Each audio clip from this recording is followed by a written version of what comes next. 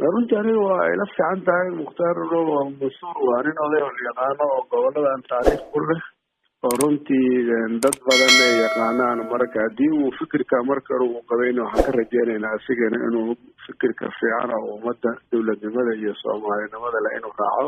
dowladda Maraykankana way ku mahadsan tahay. waxaan rajaynaynaa goboladan nabadooda oo qayb ka noqon doonta biidnillahi kariim tallaabada ay dowladda America ay qaaday. waxaan ka rajaynaynaa Sheekh Mukhtaarna inuu sida dowladda niyadsamada dowladda America ay u qaaday inuu asigana mid lamid ah u qaado. dowladda Soomaaliyeedna waxaan ka codsanaynaa inay tallaabooyinkaas sida ugu habboon oo ugu fiican ayada lafteedana ay ugu jawaabto. kadibna waxaan rajaynaynaa annaga inay ka mid noqon doonto gobolada nabadda iyo xasiloonidoodii iyo jididkoodii oo la furo iyo dowladnimadii soo noqoto inay wax weyn ay ka bedeli doonto taariikhda lagu xasuusan doono aan ka aaminsanahay. tallaabada aad jeclaan lahayd amaba ay kula tahay in dowladda federaalka ay qaado ee ku saabsan dhinaca Abumansuur maxay tahay Shariif Xasan?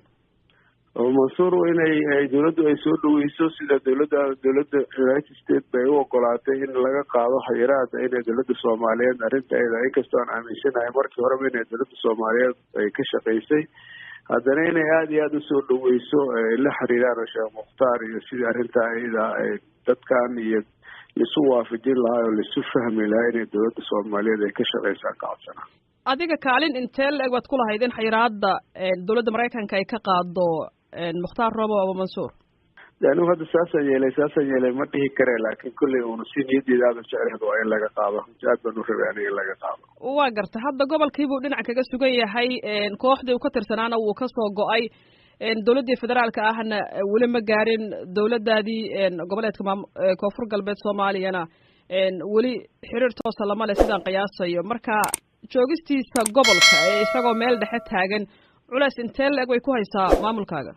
maya hadda kolley un anaga waxaan aaminsanahay mar haddii asi culeysyada laga qaaday dadkuna kolley un asiga naftiisa hadda uu ogolaado inuu dowladda la shaqeeyo. waxaan rajaynaynaa dadkaani dhibaatada iyo culeyska iyo jididkan oo xiran iyo dhibka inay ka bixi doonaan baan aaminsanahay.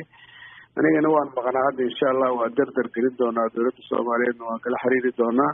asiga naftiisana waa la xiriireynaa. waxaan rajaynaynaa inaan maalmaha inta si fiican u dardar gelino wax wanaagsan oo ummadan dowladnimo iyo degenaansho u keena inay kasoo baxaan oo Mukhtaarna uu ka qaato tillaabada ugu fiican oo dadkiisii iyo dalkiisii iyo nabadeeda iyo dowladnimadooda ku hagaagi lahayd inuu qaataan asigana ka rajaynayna. mar haddii asiga xayiraadda laga qaaday dowladda inuu tago wax dhibaato ay leedahay male. dalka dowladda Soomaaliyeed oo dowladda federaalka u taliso maamul goboleedka kolley wixii dowladda qabto buu qabi karaa.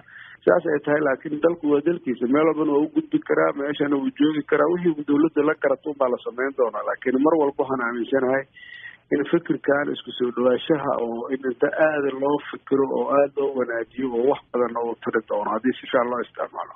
waxaa hore noo soo gaartay markii xayiraadda dowladda Maraykanka ay ka qaaday Sheekh Mukhtaar Robow Abumansuur in kooxdii uu ka tirsanaya al-shabaab in ay saartay culays ah in ay weerar ku qaado oo ay gacanta kusoo dhigto Mukhtaar Robow Abumansuur. marka adinku kaalin intee leeg waad ka geysanaysaan haddii khatar ay soo wajahdo Sheekh Mukhtaar Robow Abumansuur oo hadda isagoo aan ka tirsanayn kooxdii hore uga tirsanayn lagu yaqaanay al-shabaab?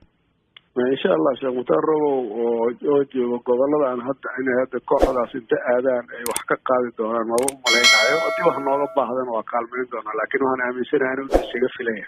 ilaa hadda wax gurmada ma u fidiseen oo aad ku difaacaysaan Robow?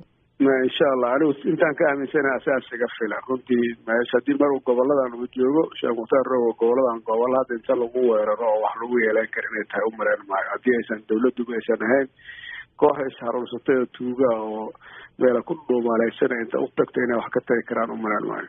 ilaa iyo hadda wax xiriira oo idin dhex maray adiga iyo Sheekh Mukhtaar Robow maadaama gobolka aad ku wada sugan tihiin nin gobolka kasoo jeedana uu yahay wax xiriir oo idin dhex maray ma jirtaa oo toos ah? si dadban oo xiriir si dadban ugu dhex maray waa jiraan laakiin si toos ah isuma inaan helin. aniga waan maqnaayo marka laakiin hadda wixii ka dambeeya insha allah waa wada xiriireynaa waan is arki doonaa biidnillahi alkariim. xiriirka ugu horeeya ad wada samaynaysaan muxuu noqonayaa Shariif?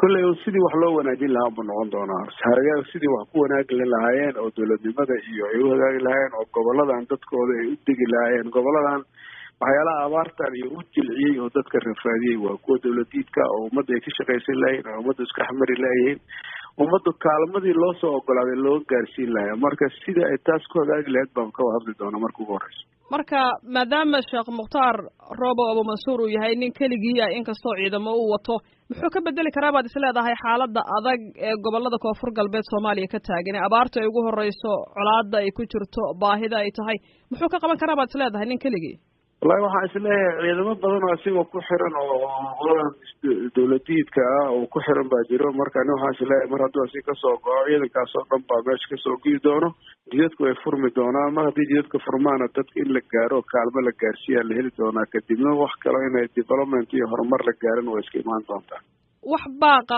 oo gaara oo hadda idaacadda v o a aad u marinaysa ma jirtaa sheekh mukhtaar roobo abu mansuur hadiiba uu ku dhegaysanayo sheekh mukhtaar hadiib uu hadda uu dawladda maraykanka haddii ay culeyskii ka qaaday inuu dawladda soomaaliyeed iyo dawladdiisii inta la xiriiro oo sida allaale sida ugu wanaagsan oo dalkiisa iyo dadkiisa wax ugu qaban lahaa dhibaatooyinka kuwa dawladiidka oo rafaadka ku hayaana diiniyan iyo xoog ahaanba sidii looga gudbi lahaa inuu sheekh mukhtaar wax ka qabtaan ani waan ugu baaqayaa ummadda soomaaliyeed meel kasta ay joogtana kuwa dawladiidka inay iska ayaana qabaa waxaan ku darayaa in baaq waxaan u jeedinayaa hay-adaha United Nationka iyo kuwa aan dawliga ahayn iyo kuwa dawliga iyo dawladaha iyo ummadda soomaaliyeed iyo dawladda soomaaliyeed waxaan u baaqayaa dadkan bakool ka soo qaxay oo dhibaatada badan ku haysato magaalada baydhabo geeskeeda soo fadhiistay inay dhibaatadaas